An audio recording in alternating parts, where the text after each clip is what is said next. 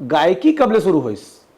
एक होते आदमी की जवान जब होते हैं तो परवान चाहते हो आप गाना गाना है मेरे की। जी। गायन के जो क्षेत्र रहे वो बाल मंदिर से प्रारंभ हो है।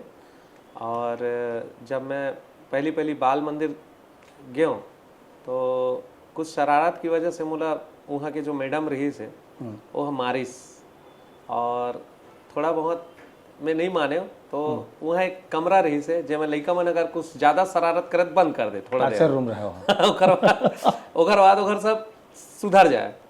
तो मैं भी थोड़ा से रहे हूँ शरारती, तो वो सब चीज़ ला लेके अगर मुला कमरा में बंद करीस तो मैं रोवत रोवत गाना चालू कर दे।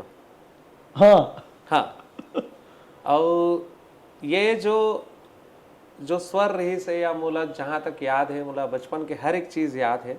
अभी के लिए कभी कभी भुला जाता हूँ। हाँ। लेकिन मैं रोना चालू करे हूँ और रोना के आखिरी बहुत देर ले रहे हूँ, बहुत देर ले रहे हूँ, खर बात कुछ कुछ ऐसे गाना गाना चालू कर दे।